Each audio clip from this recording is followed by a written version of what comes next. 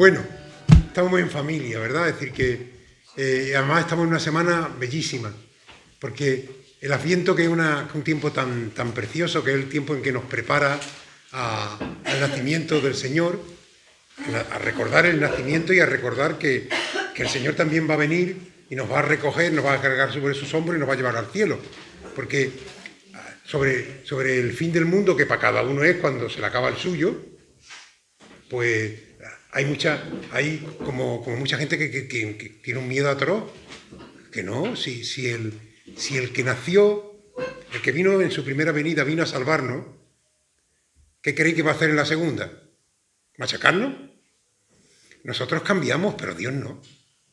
Nosotros somos, es decir, tenemos cambios de opinión, que ahora decir mentira se llama cambio de opinión, ¿no? Pero Dios no cambia de opinión. El deseo de Dios es salvarnos. Y mandó su Hijo al mundo, que es lo que estamos recordando todos los días, nos estamos preparando, lo mandó para salvarnos. Cuando el Señor, que se fue, después de morir y resucitar, subió al cielo y le prometió a los discípulos que volvería, al final de los tiempos, su vuelta no va a ser para machacar nada, sino todo lo contrario. San Pablo, que lo intuye un poquito, en la carta a los Colosenses dice, y entonces cogerá Dios, llegará, se cargará el mundo a su espalda y se lo llevará a Dios. ¿Os imagináis? Jesús va a venir para cargar el mundo de nuevo a la espalda, como cargó la cruz, y llevárselo a Dios. Eso sí, en el momento en que el mundo se parezca más, el mundo tiene el rostro de Jesús, porque está hecho a imagen y semejanza de Dios. Y Dios, para inspirarse en la creación, se inspiró en su Verbo encarnado. Es decir, que este mundo se parece, tiene el rostro de Jesús impreso. Solo que el pecado a veces lo desfigura. Pero cuando se recupere ese rostro, Dios va a coger el mundo, Jesús va a coger el mundo, se lo va a cargar a la espalda y se lo va a llevar a Dios. Mirad qué cosa más preciosa. Y eso es lo que es el Adviento. Adviento es recordarnos que tenemos que ayudarle a Jesús a que este mundo se parezca al que salió con la mano de Dios. Que para eso Él vino al mundo y para eso va a volver a este mundo, ¿no? Y hoy me había pedido la Hermandad del Rocío y yo he accedido con mucho gusto, entre otras cosas porque soy un poco irresponsable y digo que sí a casi todo. Y ya la gente dice, no, si don José dice a todo que sí. Bueno, a todo no, a todo lo que es bueno. A lo que no es bueno no, pero a mí normalmente la gente lo que me piden son cosas buenas y cómo negarte a la bondad si la bondad tiene, digamos, el parecido de Dios, ¿no? Me pidió una charla sobre María, Madre Admirable. Y de eso un poco va a ir este tema. Aunque yo ya sabéis que soy que se va solo a la... Ahora sí. Y se volverá después. Habrá muchos paréntesis en el tema porque hay mucho... Es decir, cuando tú hablas de alguien a quien quieres, te van brotando cantidad de sentimientos, ¿no? Bueno, ¿cómo voy a hablar yo a vosotros de sentimientos si la Hermandad del Rocío es puro sentimiento y menos racionalidad? Hay grupos humanos donde la racionalidad por encima de todo y el sentimiento a poquito. Y vosotros no es que no tengáis racionalidad, sino que el sentimiento es tan fuerte que la racionalidad está dentro del sentimiento. Si no, no se entiende. Es difícil ir en plan racional a hacer la peregrinación del Rocío, queriendo buscar, no. O entras y te imbuye de ese sentimiento, o realmente será un espectador crítico que verá muchas cosas que no van. Eso en el Rocío o en cualquier manifestación de fe o de lo que sea, ¿no? En este caso nosotros una manifestación de fe. Y yo creo que al tratar de desentrañar el regalo de su madre, la Santísima Virgen, que Jesús nos dejó, he escogido los pasajes bíblicos en los que aparece María de Nazaret. Y he tratado de buscar por el corazón de aquella muchacha, aquella niña, aquella jovencita nazarena, el corazón de aquella esposa solícita, el corazón de aquella madre abnegada para descubrir en ella el ejemplo más fiel y acabado de lo que debiera ser cualquier discípulo de Cristo. Porque María es la primera y gran discípula de Jesús. Y para aprender a ser discípulos, que es de lo que se trata, al fin y al cabo una hermandad que es, pues, una convocatoria para ser más y mejores discípulos de Jesús. Y a veces, ¿sabéis cuál es el problema? Que a veces a fuerza de tantos títulos, tantas vocaciones, tantas devociones particulares, tantas velas, mantos, coronas, etcétera, etcétera, que María se merece eso y mucho más. Pero a veces no hemos podido quedar, desvirtuar, empobrecer o incluso desenfocar la significatividad y la trascendencia de María en la vida del creyente, en la vida del discípulo. Por lo tanto, ayudados por la palabra de Dios y la voz autorizada de la Iglesia, os invito esta tarde y todas las veces que queráis a que vayamos desentrañando en toda su hondura a la que es Madre admirable. Mirad, las letanías lauretanas, que son las que rezamos, están llenas de preciosos piropos a la Virgen. Este de Madre admirable, lo que nos está diciendo es que admirada, contemplada, para ser imitada. No se trata de una contemplación así, de quedarte embobado y quieto. Ella es admirable y quiere que nosotros, tras admirarla, la imitemos. Pues bien, descubrir la hondura del misterio de María en nuestra propia historia de salvación. Esto nos ayudará a purificar y revitalizar nuestra devoción y espiritualidad mariana. Con rapidez, buceemos en los textos evangélicos y tratemos de vislumbrar el rostro auténtico de María, como mujer, como esposa, como madre y como creyente. A María, la Virgen del Rocío, la llena de gracia, la madre de todas las virtudes, no le resultó más fácil que a nosotros recorrer la senda que el Señor le ha trazado. Y es que a veces idealizamos, ¡oh, la Virgen, la Virgen! Pues la Virgen, como tú y como yo, le tocó recorrer el camino que Dios le había señalado a ella. Un camino nada fácil, porque la privilegió Dios, sí, la hizo inmaculada, y ya está. Eso no fue un privilegio que le impidió sufrir como sufrimos nosotros, dudar como dudamos nosotros. ¿Os imagináis? Nosotros hemos llegado al misterio de la Navidad y después de 20 siglos, 2023 años, eso está ya también muy idealizado, ¿no? Pero imagináis la Virgen que da a luz a un hijo con lo que significa un parto.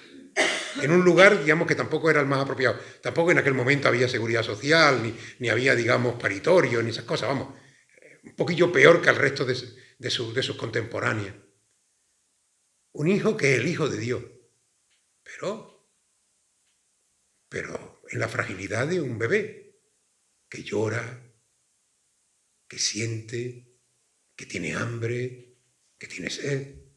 Y María todos los días lo ve crecer, y en ningún momento el Señor se le pone así, como lo vemos en la figurita, ¿verdad?, de los niños Jesús, que hay en la devoción, digamos, popular. Imaginaros la de veces que se preguntaría, pero de verdad, ¿este mocoso es el Hijo de Dios? ¿Este mocoso es el Hijo de Dios? Y sí. Y María con una paciencia y con una ternura le educó, le cuidó. Pero es que todavía se hace grande el angelico y se va, digamos, a predicar el Evangelio y ve que la gente no le sigue más, al contrario. Le ponen todas las pegas del mundo, le hacen zancadillas. ¿Os imagináis María diciendo, pero este es el Hijo de Dios? ¿De verdad este es el Hijo de Dios? Y os imagináis también en el momento decisivo y final, cuando a los pies de la cruz lo descuelgan y se lo entregan. Y se lo entregan como se lo habían entregado el día del nacimiento, pero ahora muerto. Y María mantiene su fe incombustible. Igual que los ojos de los esclavos están fijos en las manos de sus señores, los ojos de María están siempre fijos en el Señor, esperando su misericordia.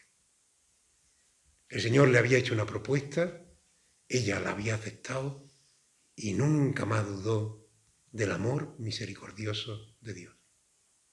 Eso le impidió sufrir, ¿no? Eso le impidió que las dudas la asaltasen, ¿no?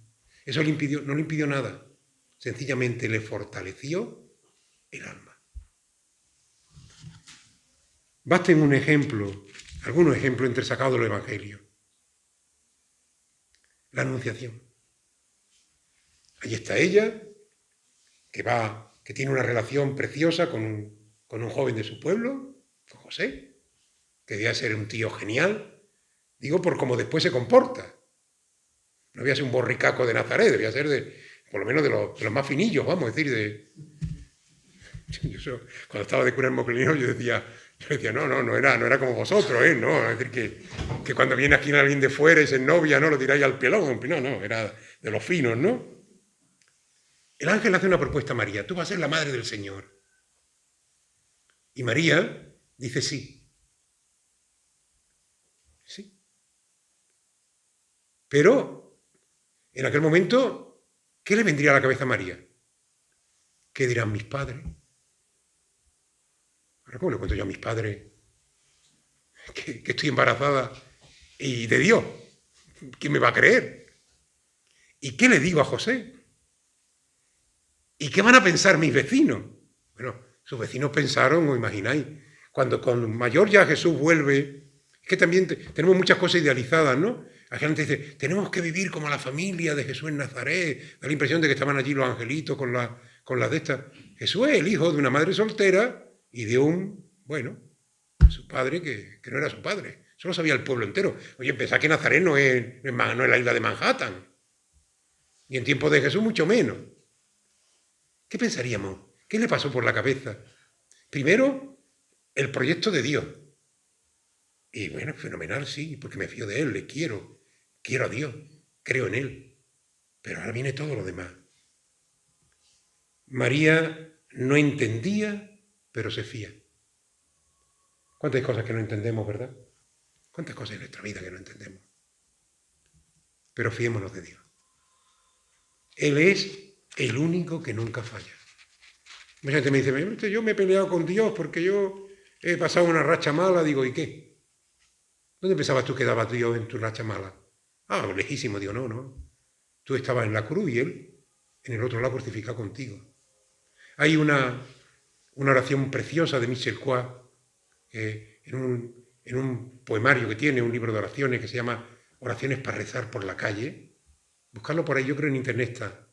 Pues ya está, ya no se edita. Oraciones para rezar por la calle. Michel Coix. Y cuenta él, que dice que esa historia, que historia de su propia vida, dice, Señor, yo he caminado siempre de tu mano y hemos ido dejando siempre huellas en la arena, las tuyas y las mías. Pero analizando mi vida, en esas huellas, en la arena, me di cuenta que en los momentos que peor lo he pasado, las 4 huellas se convertían solo en 2. Oye, Señor, ¿me dejaste en esos momentos tan duros? Y Dios le contesta, pero qué tonto eres. En esos momentos tan duros hay 2 huellas porque yo te llevaba en brazos. Es decir, que Dios en los momentos duros, Dios nos lleva en brazos. La visita a su prima Isabel. Allí encuentra la promesa del ángel. Es la lectura de hoy en el Evangelio. Es curioso. Claro, María, con todas las dudas que tiene y con toda la alegría que hay en su corazón, porque va a ser la madre de Dios, etc. Pero le dicen, también el ángel le hace otro anuncio, que su prima Isabel está de 6 meses, anciana y estéril, porque para Dios nada es imposible. ¿Y qué hace María? Ir a servir a Isabel. Mirad, de Nazaret a Alcarén, que es donde está la casa de Isabel, hay una distancia larga. Hace falta muchos días para recorrerlo y además, imaginaros cómo serían esos caminos. ¿Cómo serían esos caminos, no? Una mujer sola, además, que se pone a ir a la primera y va. Y qué cosa más bonita. No solamente sirve, sino que al llegar, Isabel, que no sabe nada de la historia porque no ha tenido oportunidad, no hay internet, no ha podido comunicarse la Virgen con ella, Isabel nada más que verla, al escuchar el saludo de María le dice: bendita tú, porque has creído. Lo que te ha dicho el Señor se cumplirá. Y María respira. Entonces, lo que el ángel no ha sido una fantasía, no ha sido un sueño mío. Es verdad. Es verdad que Dios me ha elegido. Porque se lo ha confirmado su prima, a la que también el Espíritu Santo se lo ha soplado. Pues bien, allí en ese encuentro, en ese servir, encuentra la respuesta a la promesa del ángel. Dios lo puede todo. Sale al encuentro de quien sabe que puede necesitarle, en una preciosa actitud de servicio. El Papa Francisco llama a este momento de la vida de María, tira para adelante, que hay silla aquí. Vení.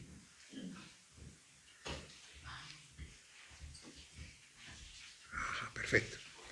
Pero el Papa Francisco a este momento bellísimo de la vida de María le llama Santa María de la prisa buena. Porque todo me he escuchado y es verdad que la prisa no es buena.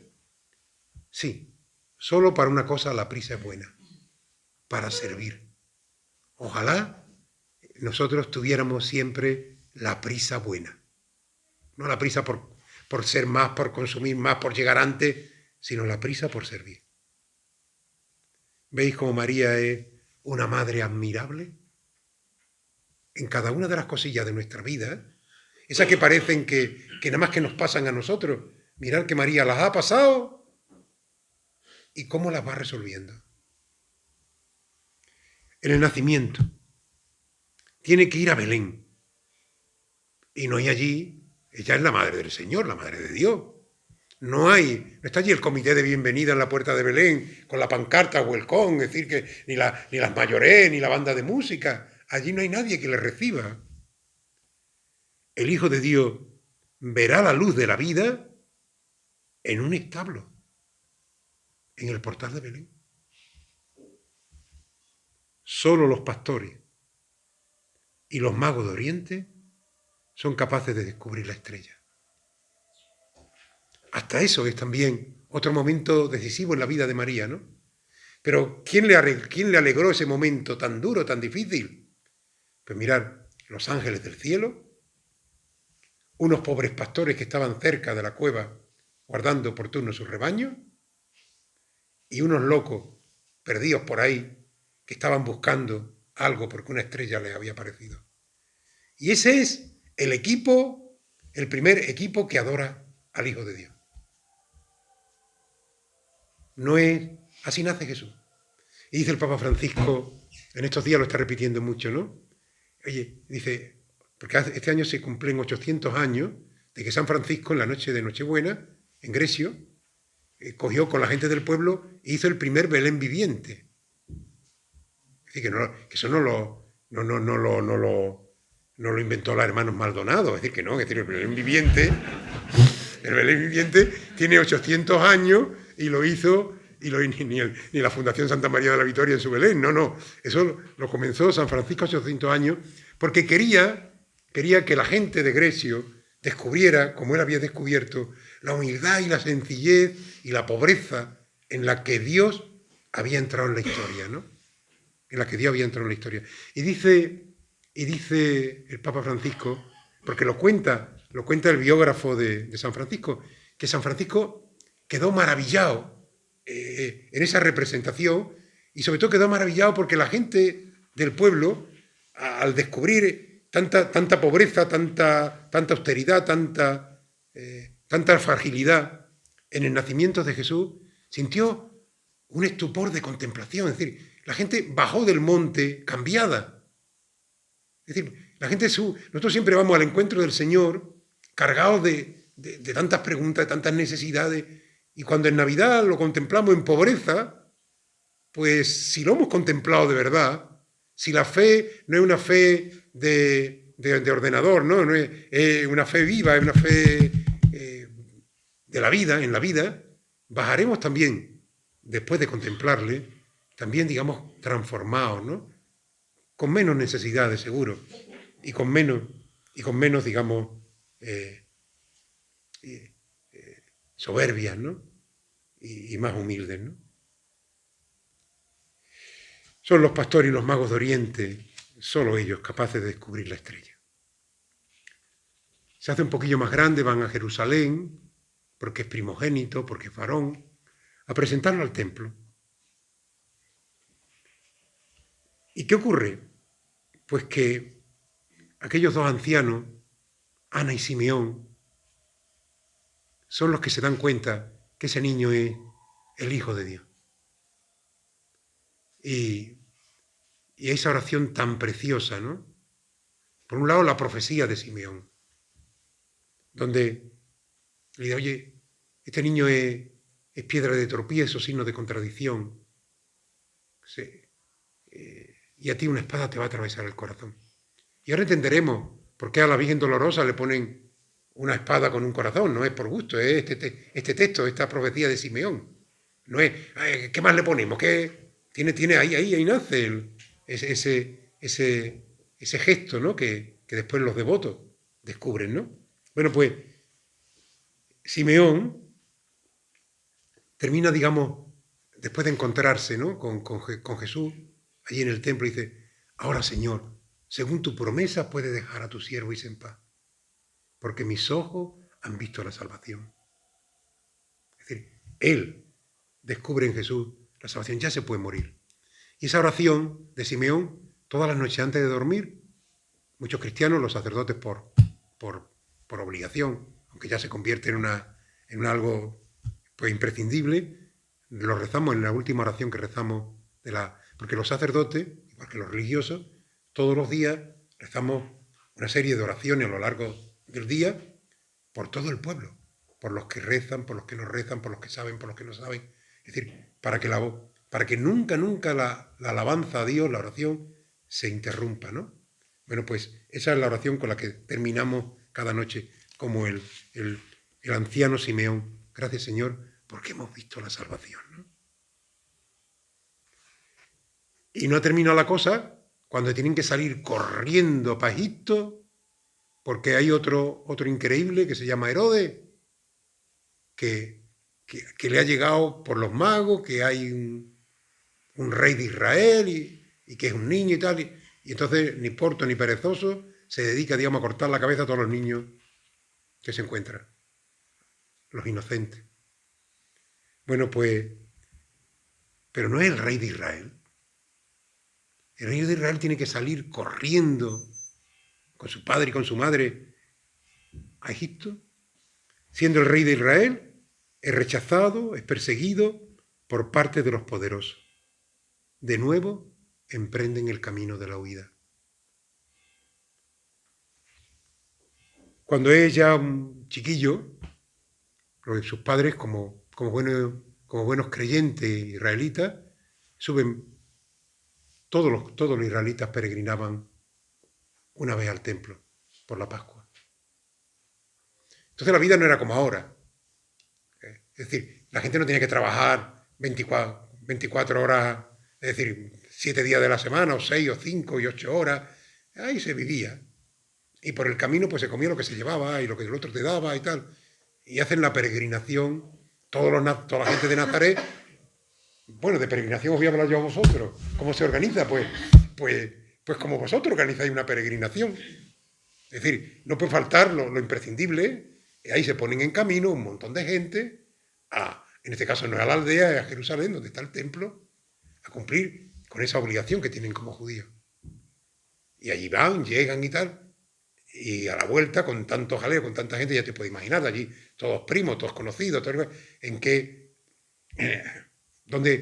cabriola se habrá metido, es decir, bueno, pues irá con este y ya con otro, hasta que dan cuenta que lo han perdido, ¿no? Y María siente el desconcierto ante lo incomprensible de la respuesta. No comprendieron, ni ella ni su padre, José, lo que Jesús les decía. Yo estoy aquí porque me buscabais. Yo tenía que cumplir la voluntad de Dios. Y estaba en juego la voluntad de Dios. ¿Y qué hace María? Pues María guardaba todos estos recuerdos en su corazón. No entiende. Es decir, no siempre tenemos que entender lo que Dios está haciendo en nuestra vida. Es decir, si hay muchas cosas que no entendemos, no significa que seamos peores creyentes, ni que Dios sea un desarmado. Es que el misterio de Dios nos supera, es también su amor. Y hay muchas cosas que son incomprensibles. Y pasando los años, nos damos cuenta que eso por qué era aquello y por qué fue, ¿no? O si no, lo veremos en el cielo. No todo se resuelve aquí. Creemos nosotros que todo se resuelve aquí, pero no. Hay, digamos, esperanza y vida después de ese día en que cerremos los ojos a este mundo y lo abramos en par y nos encontremos con el rostro luminoso de Dios, ¿no? Sus paisanos, cuando empieza la vida pública, lo tienen por loco y endemoniado. Y van en busca de él. Cuánto dolor contenido en el corazón de aquella madre. Y Jesús no deja indiferente a ninguno. Hay quien se adhiere y le sigue, y hay muchísimo, la gran mayoría, que le rechazan.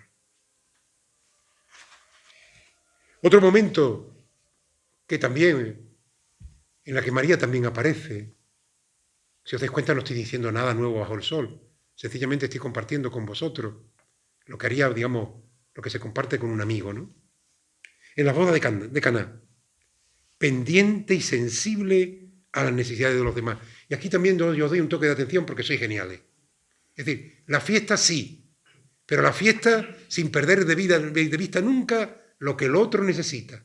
La fiesta es fiesta de verdad cuando nunca dejamos de perder de vista lo que el otro necesita. ¿Os imagináis aquella fiesta de boda, todos contentos, todos felices? Pero María atenta, no tienen vino, algo falta, algo necesitan.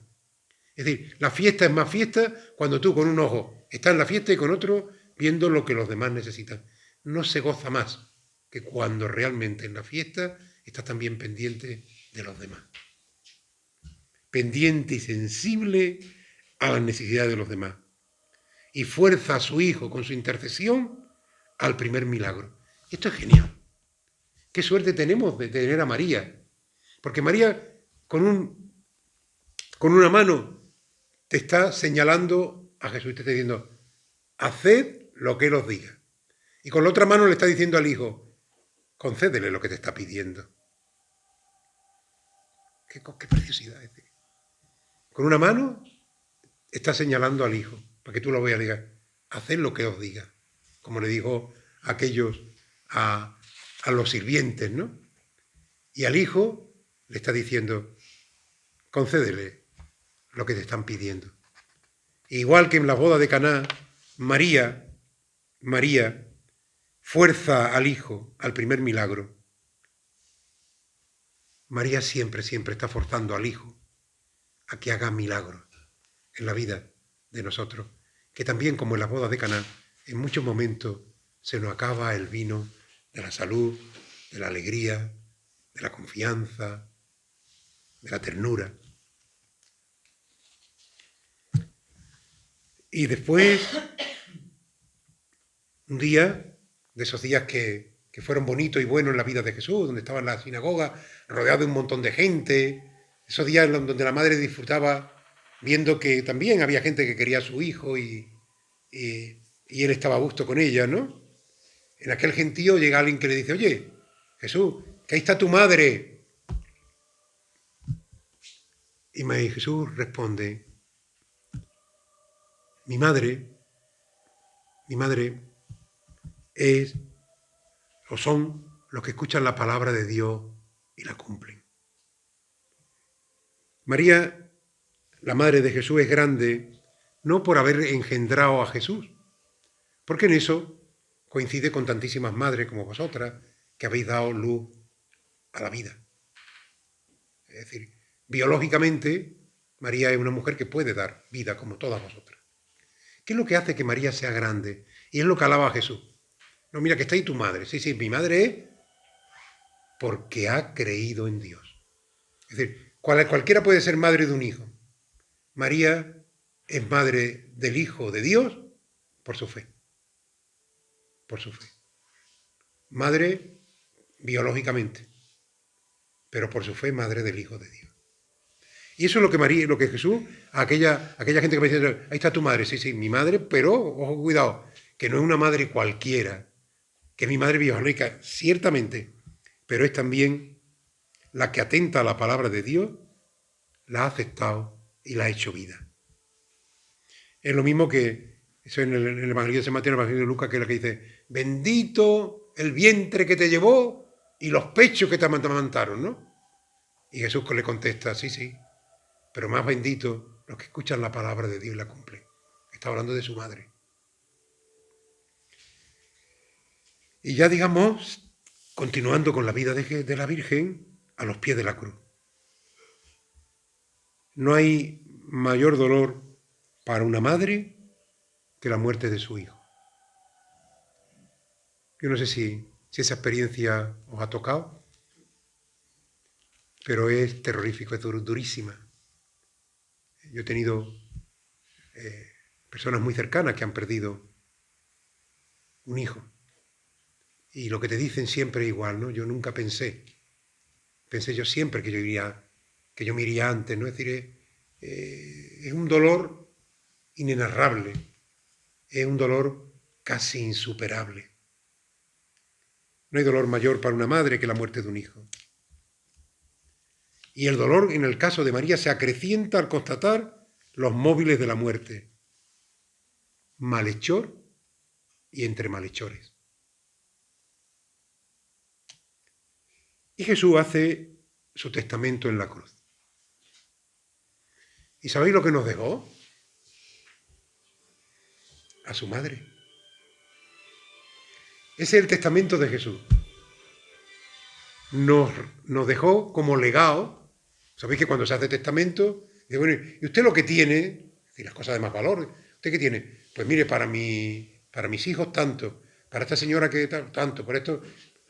Pues el único tesoro que tenía Jesús era su madre. Nadie la podía querer como él la quiso. Nadie la amaba tanto como él la amó. Nadie digamos, la cuidó tanto como él la cuidó. Y él, como nos quería tanto también a nosotros, lo que más quería, el legado más precioso, nos lo dejó. Y en la cruz, en el momento culminante, a Juan, que nos representa, ahí tienes a tu hijo. ¿Y qué hace el hijo? ¿Y qué hace Juan? Pues se la llevó a casa. Ustedes llevan unas medallas, ¿verdad? No se la quiten nunca. Sobre todo no se la quiten nunca del corazón. Llévense la Virgen a casa. La Virgen no es solo el ratillo que... Hay que llevarse la Virgen a casa. Que ese es el legado de Jesús. El legado que nos ha dejado. Es su testamento. Es su bien más preciado. Para vosotros. No se lo quedó para él. Es que no se quedó para él nada. No solamente entregó la vida entera, sino que antes de entregarla nos entregó su bien más preciado, su madre. Ahí lo tenéis, para vosotros. ¿Alguien duda de que Dios nos quiere? ¿Alguien duda de que Dios nos quiere? Y finalmente nos encontramos con María, como vosotros, o como nosotros, con más propiedad, en Pentecostés. Ya en el Nuevo Testamento, en el propio Evangelio, está ya la romería del Rocío. Es decir, ahí en Pentecostés, María esperando al Espíritu Santo, con el colegio apostólico, que también con todos nosotros, esperando que llegue ese momento decisivo y culminante. Porque hasta ahora, ni ella, porque no era Dios, había podido entender todo lo que estaba sucediendo, lo había vivido en pura fe, en pura fe. ¿Lo imagináis, no? Ella Hay cosas que el Evangelio no cuenta, pero que son de perogrullo. ¿Ustedes imagináis que Jesús iba a instituir la Eucaristía y no le iba a dar la comunión a su madre? Seguro que sí. Si las mujeres no estaban allí en la mesa porque los hombres y las mujeres no estaban juntos, pero seguro que fue a darle la comunión a su madre, no se le iba a dar. Y cuando resucitó, ¿a quién se iba a aparecer primero? A su madre, seguro. Lo que pasa es que esas intimidades han quedado para él y para ella. ¿Y cuál es la que conocemos? Que María desaparece al pie de la cruz y vuelve a aparecer ¿dónde? El día de Pentecostés. ¿Qué había estado haciendo María 40 días, que es un número bíblico? ¿Qué había estado esos 40 días desde que su hijo se había ido al cielo prometiendo que mandaría el Espíritu Santo? Pues una tarea complicadísima. Una tarea complicadísima. Mantener la fe y la esperanza de aquellos canallas que le habían dicho, daré la vida por ti, no te dejaremos, y habían salido corriendo el día de la cruz. Y aunque Jesús le había prometido, ella estuvo ahí aguantando, y dice, aguantar o esperar, paciencia, hasta que llegó el momento en que bajó el Espíritu Santo sobre María y el colegio apostólico, y entonces se acabaron los miedos, se acabaron las dudas, se acabaron los que tenían miedo a perder la vida, ya no les importó, ya todos se lanzaron porque habían recibido el Espíritu Santo. Lo recibió María el día de la concepción, lo fue recibiendo a lo largo de toda su vida y lo recibió, digamos, el día de Pentecostés, enviado por su propio Hijo. Bueno, pues ese es el gran, digamos, legado y testamento que la Virgen nos hace. Y yo os emplazo a una segunda charla cuando queráis, porque esto que hemos hablado así, todo deprisa, ese es el marco, digamos, de María como madre admirable.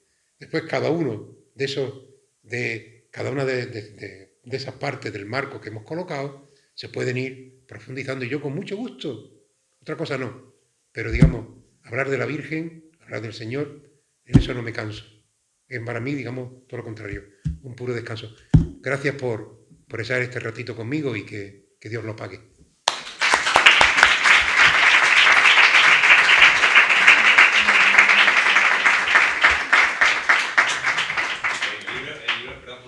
El libro que ha recomendado a José lo podéis encontrar de Oraciones por la Calle en el Corte Inglés a 8 libros. Bueno. Yo creía que estaba ya desclasificado. Pues si podéis, las oraciones, esa y otras son todas preciosas. Nada, simplemente terminar este momento, ¿no? Dándole las gracias a don José, porque creo que ha sido un ratito de poder parar la vida, ¿no? De dejar todos nuestros quehaceres, que son muchos, vivimos en un mundo frenético, ¿no? Y poder tener un espacio en el que centrarnos en la figura de María como madre, no solamente madre admirable, sino, usted ha hablado, ¿no? De madre como intercesora, ¿no? Entre Jesús y nosotros, de mujer de fe, de mujer humilde, ¿no? Pues creo que a todos nos puede venir muy bien en este tiempo de Adviento y en estos últimos días antes de recibir a Jesús en esa fragilidad y en ese ser niño, ¿no? Entonces, bueno, pues simplemente darle las gracias a don José, cogemos el testigo y ya como le comenté teníamos pensado hacer alguna charlilla más. Así que también os invito a vosotros que... Lo cual no significa, digamos, que hay mucha gente interesante por ahí, es decir, que yo... Pero digo que siempre... Mira, yo te voy a decir lo que le decía yo a mis monjas, ¿no? Que son las carmelitas. Sí. Siempre digo, mira, yo lo digo a vosotros de corazón. Es decir, si encontráis a alguien, fenomenal. Y si no lo encontráis, a mí no me importa ser segundo plato. No me importa.